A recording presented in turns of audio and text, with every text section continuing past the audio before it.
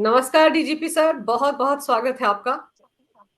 नमस्कार अंजू जी, जय हिंद, वंदे मातरम। बड़ी कृपा की कि आपने अत्यंत महत्वपूर्ण प्रकरण पर वार्तालाप का अवसर दिया। जय हिंद, वंदे मातरम।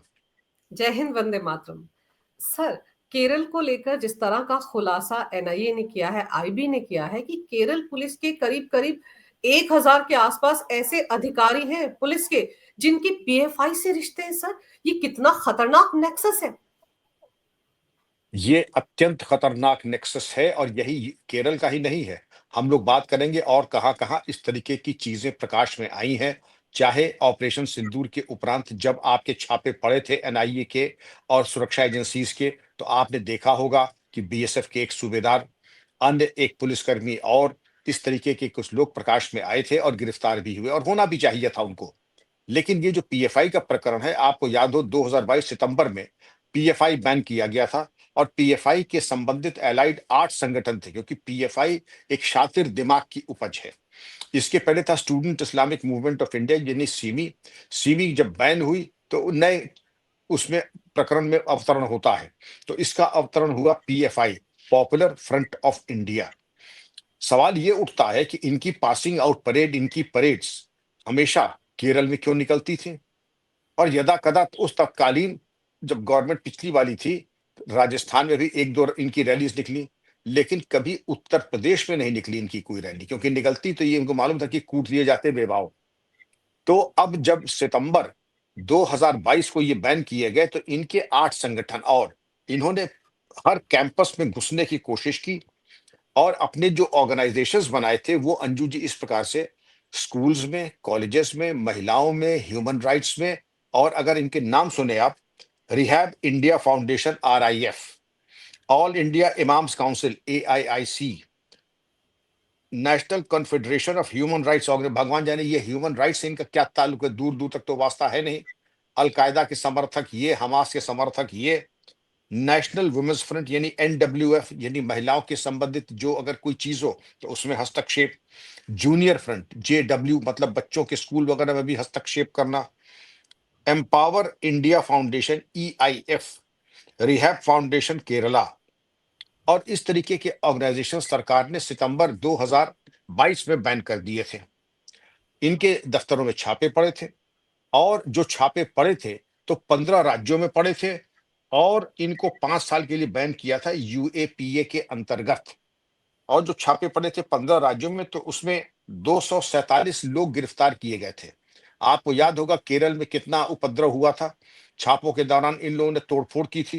फिर केरल हाईकोर्ट ने कहा कि जो भी नुकसान हुआ है उसकी वसूली आपसे ही की जाएगी। वो एक बहुत स्वागत के योग्य था। तो पीएफआई शुरू से ही इनके जो फाइनेंशियल्स थे, लेकिन जो दुर्भाग्य था, आपने 873 जिन कर्मियों की बात की, वहां पर एक पुलिस स्टेशन मुन्नार है, वहां पर यह मालूम पड़ा कि ये लोग पैसे लेकर के इन लोगों को सूचनाएं देते थे। 873 पुलिसकर्मी अगर इनके इन्फ्लुएंस में थे, तो इससे क्या नुकसान हो सकता है? नुकसान ये हो सकता है कि पुलिस विभाग की पूरी गोपनीयता भंग हो जाएगी, वीआईपी मूवमेंट गोपनीय नहीं रहेगा, जो आदेश दिए जा रहे हैं, जो पुलिस का आधुनिकीकरण, जो हथियार रसद ली जा रही है, कौन सी ली जा रही है, जो गोपनीयता है, जो संवेदनशील इन्वेस्टिगेशंस हैं, ये मान के चलिए कि केरल एक छोटा सा प्रांत है और लिमिटेड थाना, अगर 873 कर्मचारी वहां कॉम्प्रोमाइज है जो अभी तक की जांच में, तो ये मान के चलिए कि वहां पर पूरी तरीके से पुलिस फोर्स कॉम्प्रोमाइज थी। और इसकी मैं आपको एग्जाम्पल्स के साथ बताऊंगा कि जी। कैसे पुलिस फोर्स कॉम्प्रोमाइज्ड है। आपने ये देखा होगा कि 1 साल पहले हमास के डिप्टी लीडर का एक वीडियो कॉन्फ्रेंस इन्होंने कराया था। अब हमास क्या है? अलकायदा का दूसरा रूप है। 1 साल पहले इनके डिप्टी लीडर का वीडियो कॉन्फ्रेंस, जो कि जमात इस्लामी और इनके स्टूडेंट विंग ने, ये मुस्लिम लीग के, इन्होंने एक एंटी बुलडोजर रैली, इसको कहते हैं एंटी बुलडोजर रैली, और उसमें हमास वालों को बुलवाया था। भाई, आपकी कोई शिकायत है तो आप हमारी जो जुडिशियल सिस्टम है, हमारी पुलिस व्यवस्था है, न्याय व्यवस्था है, उस पे लगता है आपको विश्वास नहीं है। तो ये डिप्टी लीडर जो है पिटे हुए, इजराइल ने ऐसे इनकी खाल उधेड़ी, अब तो ये पता नहीं ऊपर है कि नीचे है, कुछ पता नहीं, दफन हो गए या कहाँ गए। लेकिन आप उनको बुलवा करके और हमारी गवर्नमेंट की आलोचना करा रहे हैं, तो ये दिखाता है कि कितने जलील और कितने थर्ड क्लास के लोग हैं ये। मैं इसके पहले आपको 2 उदाहरण और दूँगा केरल के। आपने देखा होगा यूट्यूब पे जाइए या ट्विटर पे जाइए, एक स्कूल है बच्चियों का, सेंट्रल स्कूल है, जहाँ पर फौजियों के, केंद्र सरकार के, राज्य सरकार के बच्चे पढ़ते हैं। वहाँ पर एक बच्ची जो कि बिंदी लगाए है और हल्का सा जैसे मेकअप आजकल की बच्चियाँ लगा लेती हैं, उसका उसकी बिंदी उतार दी, उसकी हल्की से जो मेकअप था वो उतार दिया और उसको हिजाब पहना दिया। ये मतलब क्या? मैं इसको एक धर्म और आस्था के ऊपर मैं आक्रमण मानता हूं। और क्या स्कूल पूरी तरीके से मूक दर्शक बना है? क्या वहां की पुलिस पूरी तरीके से मूक दर्शक बनी है? मैं कहता हूं कि पूरी तरीके से मूक दर्शक है, क्योंकि ये पूरी तरीके से अनएक्सेप्टेबल है। हम पाकिस्तान और अफगानिस्तान में नहीं रह रहे हैं। एक वीडियो और है जिसमें एक साड़ी पहन करके एक महिला बस में चढ़ रही है, जिसमें 90 नहीं, सब मैं समझता हूं 99% महिलाएं हिजाब और बुर्के में है। अच्छी बात है, लेकिन आप क्या पहने ये आपकी ज़िम्मेदारी है और दूसरी महिला क्या पहनती है ये आप उस पे रोका-टोकी नहीं कर सकती हैं। साड़ी एक अत्यंत शोभनीय वेशभूषा है और उसको कहना कि नहीं तुम हिजाब हिजाब पहन कर के आओ तभी बस में आओगी। मैं समझता हूँ कि क्या तुम्हारे वालिद साहब की बस है? या तुम्हारे वालिद साहब ने कानून बनाया है? पुलिस को चाहिए था इनका निकालते जुलूस, इनको सिखा देते सबक। ये रोज़ जो हिजाब, हिजाब, हिजाब कर रहे हैं ना, इनके हिजाब का भूत उतर जाना चाहिए। आपको जो पहनना है पहनिए, लेकिन अगला क्या पहनता है इसका फैसला आप नहीं करेंगे, ये करेंगी, इसका फैसला अगला करेगा। तो खबरदार जो आप लोगों ने इस तरीके की हिमाकत की बात आगे की, क्योंकि मैं समझता हूँ कि केरल सरकार भी अब बिल्कुल रडार पे भारत के ईडी और एनआईए के आ चुकी है। मैं आपको इसके पहले ले चलता हूँ। पहले ज़रा थोड़ी जी। इतिहास देख लें। मैं आपको ले चलता हूँ 4 जुलाई 2010, एक क्रिश्चियन माइनॉरिटी इंस्टीट्यूशन है केरल में। वहाँ पे प्रोफेसर टीजे जोसेफ थे। उन्होंने एक पर्चा सेट किया। मलयालम की एक ऑफिशियल अप्रूव्ड टेक्स्ट बुक से कट्टरपंथियों ने ये समझा कि ये ईश निंदा है और उसको घेर करके उसका दाहिना हाथ, राइट हैंड उसका काट दिया कलाई से। और उसका हाथ जब काट दिया तो उसमें एक लड़का घायल भी हो गया। वो कहीं किसी के यहाँ गया था तो एक डॉक्टर थे, उन्होंने उसका इलाज किया, डॉक्टर साहब पकड़े गए। अब डॉक्टर टीजे जोसेफ के साथ जो ट्रेजेडी घटित हुई है, उनका हाथ लेकर के गए कोची, कोची में जाकर के 16 घंटे इलाज हुआ। कटा हुआ हाथ बर्फ में ले जा करके 16 घंटे इलाज के बाद जोड़ा गया। लेकिन दुर्भाग्य से देखिए कि 4 सितंबर को, ये घटना है 4 जुलाई की, और 4 सितंबर को इनको बर्खास्त कर दिया गया। स्कूल ने कहा क्योंकि आपने धार्मिक भावनाएं आहत की हैं, इसलिए आपको बर्खास्त यानी डिसमिस किया जाता है। आप अन्याय तो देखें, आपने अगर कोई चीज गलती की तो उसका दंडात्मक कार्रवाई आप कर सकते थे। डिसमिसल तो इसकी सजा नहीं थी, लेकिन प्रोफेसर टीजे जोसेफ की का डिसमिसल हुआ। अब हम आ जाते हैं 2014 में, मार्च 19 को इसकी पत्नी सलोनी ने कर ली, क्योंकि जो अपमान, जो पीड़ा, जो आर्थिक तंगी, जो उपहास, जो अपमान सहना था, वो बेचारी सह नहीं पाई और उसने फांसी लगा करके आत्महत्या कर ली। तो एक तरीके के साथ देखिए प्रोफेसर टीजे जोसेफ की दुनिया ही समाप्त हो गई। बर्खास्त भी हुए, नौकरी हाथ से जाती रही और पत्नी भी चली गई। तो आप समझ सकती हैं कितनी बड़ी त्रासदी उसके साथ हुई बेचारे सर, के साथ। जी। आप सोचिए कि सर आप देखिए कि प्रोफेसर जोसेफ को तो डिसमिस कर दिया गया, लेकिन ये जो मुन्नार थाना है जहां के एसआई और बाकी अधिकारियों के नाम पीएफआई के साथ रिश्तों में आ रहे हैं, उनको तो सिर्फ तबादला किया गया है, उनको दूसरे थाने में ट्रांसफर किया गया, उनके खिलाफ कोई कार्रवाई नहीं हुई। दुर्भाग्य इसी बात का है कि मुन्नार में जो गंभीर आरोप था उनका डिसमिसल होना चाहिए था अनुच्छेद 311 के अंतर्गत, लेकिन वहां पे जो नहीं डिसमिसल हुआ। लेकिन मैं आपको बलरामपुर ले आऊं, जो छांगुर का जो सपोर्ट सिस्टम था, उसमें बताइए कितने बर्खास्त हुए हैं। दुर्भाग्य तो ये है कि जब यहाँ पर प्रशासन इतना चाक चौबंद है, मैं तो स्तब्ध हूं कि उत्तर प्रदेश की उदासीनता को देख करके, कि यहाँ पर भी छांगुर का जो सपोर्ट सिस्टम था, उसके साथ जो एक सिंधी कपल था, और उस सिंधी कपल के जरिए 500 करोड़ आए, तो पूरा उसने इंडो नेपाल बॉर्डर पे जो अट्टालिका और जो पैलेस बना के खड़ा कर दिया, अरबी घोड़े रखे, कुत्ते रखे, जर्मन शेपर्ड्स। आपने उसके केस पे क्या किया? कुछ भी नहीं किया।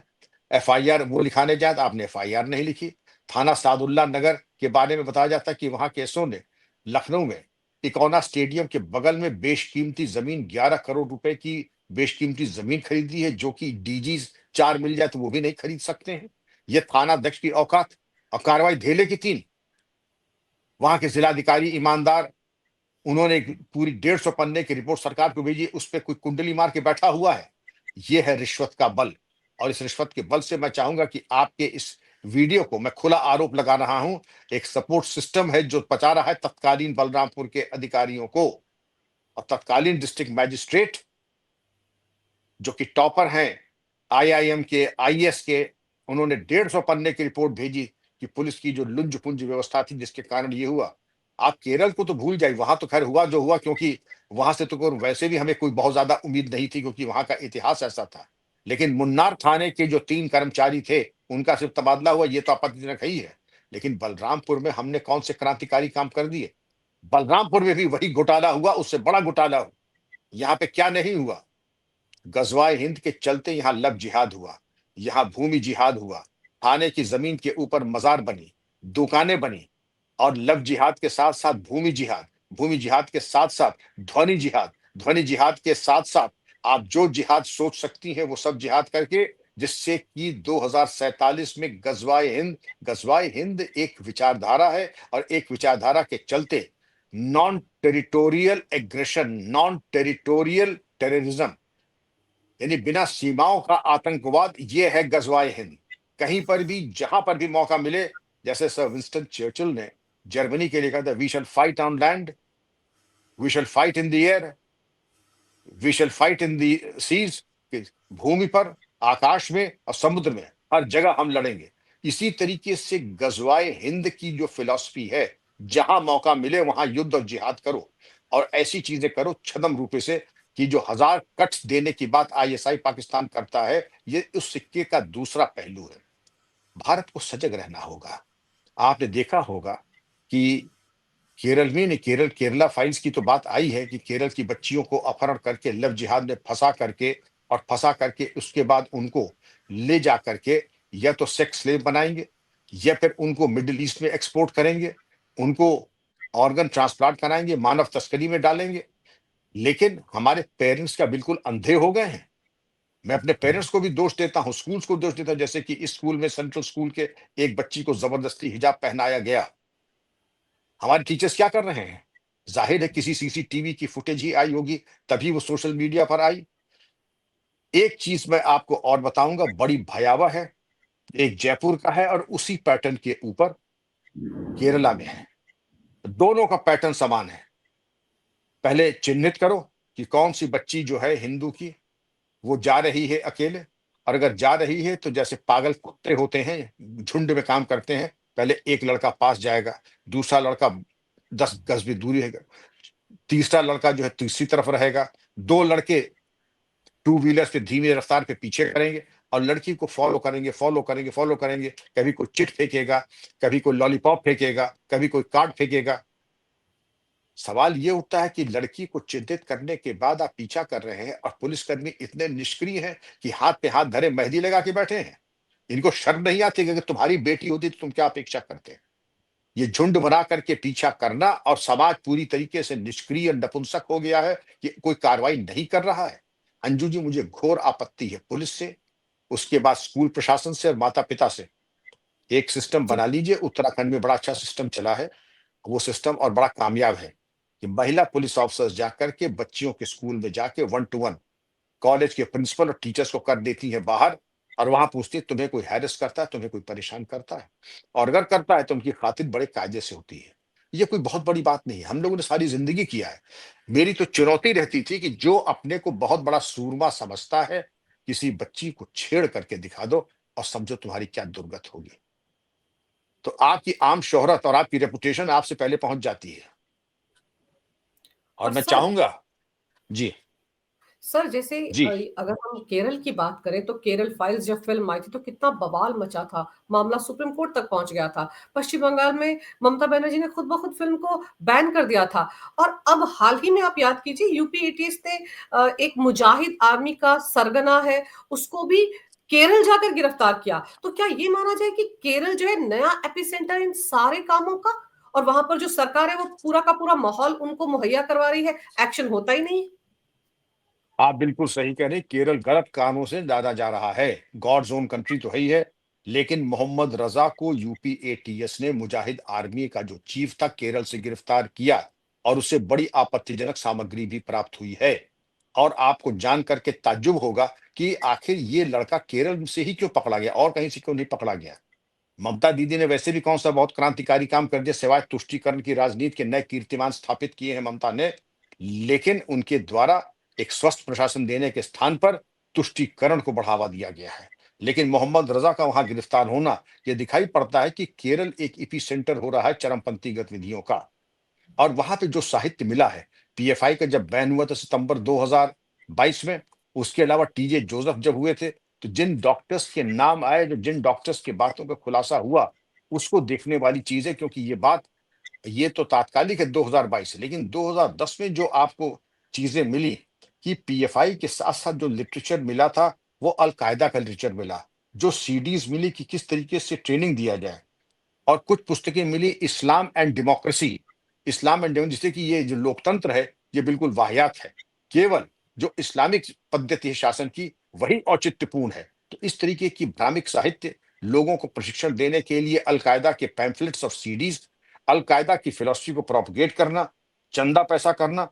लेकिन तब जेकब पुनूस एक डीजीपी थे केरला के, जेकब पुनूस मैं जानता हूं, बड़े ईमानदार, उन्होंने कहा था कि पैसे का ट्रांजैक्शन भी हुआ है इनका, ये एसआईटी का, और ये जो इन्वेस्टिगेटर्स हैं और जिन्होंने इन्वेस्टिगेट थे डॉक्टर जोसेफ के मैटर को, उसमें पैसा भी चला था, इसमें एसआईटी के बीच में पैसा चला था। अब एक डीजीपी ही अगर कह रहा है कि पैसा चला था, तो आप समझ सकती हैं कि प्रकरण और मामला कितना गहरा था भ्रष्टाचार का। और सीडीज के मिलने के बारे में जेकब ने कहा था कि इस्लाम एंड डेमोक्रेसी ये मिला था। और जो आपत्तिजनक साहित्य नाना प्रकार के मिले थे, ट्रेनिंग मैनुअल्स मिले थे, चंदा उगाही के तरीके तौर तरीके मिले थे। और जो ट्रेनिंग मैनुअल्स मिले थे वहां पे एक तो सपोर्ट सिस्टम ये था कि जैसे जोसेफ के ऊपर आक्रमण हुआ, एक लड़का घायल भी हुआ तो एक डॉक्टर ने ट्रीट किया। फिर एक डेंटिस्ट था, वो भी इनका बहुत बड़ा सपोर्टर था पीएफआई का, और ये अलकायदा की चरमपंथी गतिविधियों में। तो आप ये समझ सकती हैं कि पढ़े लिखे लोग, एक तो डॉक्टर शरण देने वालों में, एक डेंटिस्ट शरण देने वाले में। तो आप ये समझते हैं, ऐसा नहीं कि हमारे बेगुनाह नौजवान अनपढ़ बेरोजगार, वो पढ़े लिखे, एक डेंटिस्ट और एक डॉक्टर अगर चरमपंथी गतिविधियों में सम्मिलित है तो आप समझ सकती हैं।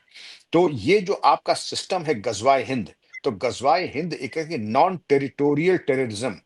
तो उसमें क्या केरला, क्या कश्मीर, क्या उत्तर प्रदेश, क्या पश्चिम बंगाल, और क्या राजस्थान, हर जगह पूरे भारत में पत्थर फेंकने का काम। और अभी हम हाल ही में आ जाए, दूर क्यों जाए हम, आप बरेली में आ जाइए, आप बरेली में आ जाइए, संभल में आ जाइए, वहां पर जो मिसालें कायम हुई हैं वो साफ दिखाती है कि ये पूरी तरीके से कुछ लोग ब्रेन वॉश्ड है। मैं कुछ लोग कह रहा हूं, सब लोग नहीं, अंजू जी, कुछ लोग ब्रेन वॉश्ड हैं और जो जिहादी माइंडसेट है उसको हवा देने में पूरी तरीके से मशगूल है। और जिहादी माइंडसेट बनाने में कहां से ये बात आती है, आपका मिडिल ईस्ट का पैसा, जक़ात का पैसा, क्राउड फंडिंग, रोग एप्स के जरिए सूचनाओं का आदान प्रदान, भ्रामक समाचार, भ्रामक समाचार में ये दिखाना कि हमारे ऊपर जुल्म हो रहा है। आप देखिए, छोटी सी बात है, I love X Y Z, I love, ठीक है, आप जरूर कीजिए, किसी से भी कीजिए, लेकिन ये आपका जाति मामला है, I you love X Y Z, तो सम्मान के साथ आप अपने पास रखें। आपको किसी और के ऊपर बिना उसकी अनुमति के थोपने की कोई अधिकार नहीं है। I love X Y Z आप जरूर कीजिए। मैं आपको छोटा सा एक मिसाल देता हूं। मैं एक जिले में जी। एसएसपी था, और वहां पर एक वकील साहब आए अपना कोई कागज वगैरह लेकर के। वो वकील वकील साहब की ये आम रेपुटेशन थी, शोहरत थी कि निहायत उदंड और उजड्ड किस्म के हैं। तो बातों बातों में उन्होंने कहा कि सर, ये दरखास्त है, काम वाम हो गया। देखिए, मैं अपनी माँ से बड़ी मोहब्बत करता हूँ, कि बड़ी खुशी की बात है, जरूर हर आदमी को अपनी माँ से मोहब्बत करनी चाहिए। लेकिन माँ, मेरी माँ के ऊपर का किसी ने आंख उठाया तो मैं उसको गोली मार दूंगा, वो चाहे आप ही क्यों ना हो। मैंने कहा, वकील साहब जरा खड़े हो जाइए, जरा खातिर कर दूं मैं आपकी थोड़ी सी। आपकी माँ कौन है मैं नहीं जानता हूं, मैं आपकी माँ से कभी मिला भी नहीं, और जिसका ऐसा सपूत है मैं मिलना भी नहीं चाहूंगा। यह गलत फहमी आपको कैसे होगी कि मैं आपकी माँ को, किसी की माँ को कुदृश देखूंगा। आप लगता है कि अपने तौर तरीके से दूसरे का मूल्यांकन करते हैं। ये मेरे मिजाज में नहीं कि मैं किसी की माँ बहन बेटी को ताकूं, आपके मिजाज में होगा। खबरदार, आपकी बातें जो है असंयत है, आप बहाने ढूंढ रहे हैं, जैसे मरकहा साड़ नहीं होता है, मरकहा साड़ आप जानती हैं, ये उत्तर हाँ। प्रदेश की कहावत है, जैसे साड़ ढूंढता है मौका मारने कूटने का। आप बहाने ढूंढ रहे हैं कि एक मौका मिल जाए एक बहस करने का, मौका मिल जाए एक लड़ाई करने का, एक मौका मिल जाए झगड़ा करने का। माँ तो सबकी पूज्य है, मैं एक इशारतन आपको समझा रहा हूं, लेकिन आप तो बहाना ढूंढ रहे हैं। हमारे सब्र को कमजोरी न समझी जाए, हमारे सब्र को कमजोरी, ये नया शगुफा शुरू हुआ है ईस्टर्न यूपी में। आई लव XYZ के बाद हमारे सब्र को कमजोरी न समझी जाए। अरे भाई, तुम्हारा प्यार तुम्हारा, तुम्हारा सब्र तुम्हारा, तुम्हारी कब्र तुम्हारी, ये हमें क्यों समझा रहे हो? मड़वा के टांगो अपने यहाँ। ये किसके ऊपर तुम विद्वता छांट रहे हो? आप समझ रहे हैं अंजू जी? इसी तरीके से मैं कह रहा हूं कि आप अपना प्यार अपने पास रखिए।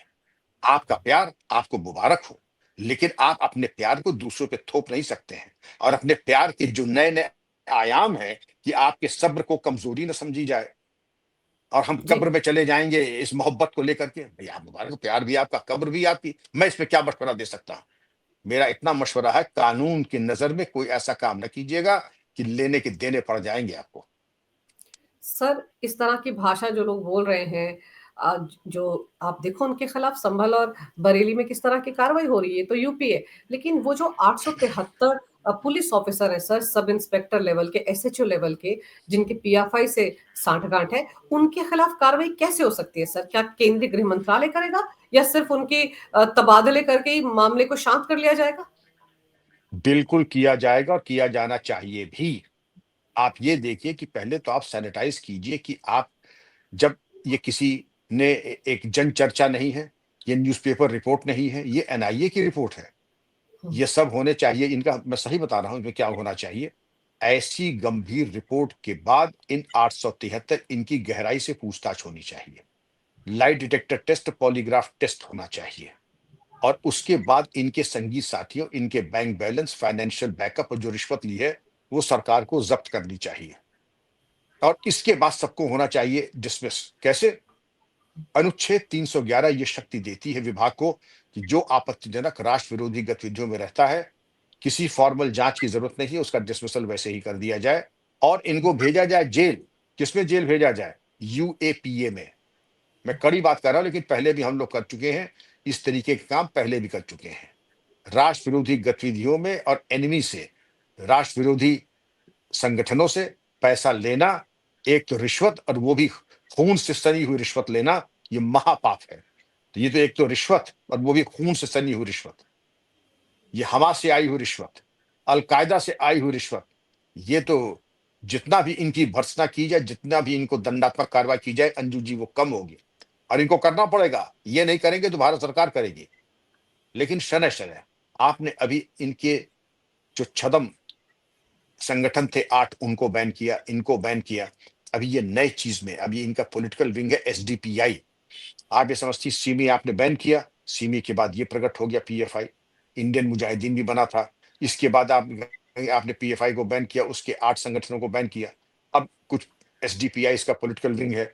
आप SDPI के बाद देखिएगा इनका अवतरण और इनकी टूलकिट, थिंक टैंक, ये तमाम ऐसी सिस्टर एजेंसीज हैं कि आप एक धागा निकालेंगी तो 4 धागे और निकल आएंगे। ये आपस में ऐसे सने हुए हैं। आपने देखा होगा कि किस पॉलिटिकल पार्टी ने डिप्टी लीडर ऑफ हमास की आपकी वीडियो कॉन्फ्रेंसिंग कराई? स्टूडेंट विंग ने। आप समझ सकती है कि एक सिक्के के अलग अलग दोनों पहलू हैं। कहां पर इंडियन यूनियन मुस्लिम लीग समाप्त होती है और कहां पर ये शुरू हो जाता है, ये आप कह नहीं सकती PFI। आपको देखना होगा कि जैसे कहते हैं सज्जन, they are so closely intertwined that they interpenetrate each other. सज्जना सरकार ने किसी संगठन के बारे में ये कहा था, इनके बारे में किसी के बारे में कहा था कि इतना ज्यादा ये आपस में इंटरट्वाइंड है कि एक दूसरे से अलग देखना ही मुश्किल दिख हो रहा है। लेकिन इसके लिए एक रोड मैप होना चाहिए अंजू जी। रोड मैप के तहत टाइम बाउंड तरीके से इन पे एक्शन होना चाहिए। और जैसा आपने मुन्नार का बताया कि एक SHO, 2 सब इंस्पेक्टर और 4 सिपाही सम्मिलित पाए गए, उनका तबादला कर दिया गया। तबादला के इनको तो खोद के गाड़ देना चाहिए तब तक, क्यों नहीं किया आपने? अब राष्ट्र विरोधी गतिविधियों में वर्दीधारी अगर रहेगा अंजू जी, तो कठोरतम सजा और डिसमिसल ये तो मिनिमम है। उसके बाद सजा की बात कीजिए कि कितने साल की जेल होगी, रासुका लगेगा कि नहीं लगेगा, और तमाम चीजें UAPA में जाएंगे कि नहीं जाएंगे। बिल्कुल सही कह रहे हैं आप सर, सख्त कार्रवाई करनी पड़ेगी और केंद्रीय जांच एजेंसियों को केरल पर ज्यादा ध्यान देने की जरूरत है। नया एपिसेंटर बन रहा है। और आप देखिए ना, लव जिहाद की शुरुआत भी कायदे से वहीं से हुई। वहां पर आईएसआईएस के लिए भर्तियां होती हैं, कितने सारे स्टूडेंट्स पहुंच जाते हैं उन भर्तियों में और गायब हो जाते हैं। लड़कियों से जुड़े हुए सारे अपराध जो उस जमात के लोग करते हैं वहीं से होते हैं। तो इन पर नजर रखने की जरूरत है, क्योंकि मोहम्मद रजा जो गिरफ्तार हुआ है सर, वो तो लड़कियों की एक आर्मी बना रहा था और उसके लिए वो जी, जी, सोशल जी। मीडिया के जरिए भर्ती कर रहा था। बिल्कुल सही कह रहे हैं, क्योंकि इसमें आपने देखा ना 8 विग्स थे। बच्चों से लेके महिलाओं तक, महिलाओं से लेकर के दिव्यांग तक, दिव्यांग से लेकर के मानवाधिकार तक, मानवाधिकार से लेकर के तमाम चीज़ों के ऊपर हस्तक्षेप। जिसे कहीं न हमारा तो संगठन है, समाज सेवा कर रहा है। तो इस तरीके के उनका था कि महिलाओं को संगठित करके, और उसके ऊपर जो उन्होंने कहा था कि मुजाहिद इस्लाम की मुजाहिद बेटियाँ, कि जो हम्म। दिलो-दिमाग से मजबूत हो, शरीर से मजबूत हो। अब मजबूत बच्चियों को लेके तुम क्या उनके साथ उनकी ब्रेन वॉशिंग करके, और क्या तुम उनकी ब्रेन वॉशिंग करके उनके में क्या तुम चीज़ें डाल दोगे दिमाग में, जिससे कि क्या वो ह्यूमन बॉम्ब बन जाएँगी?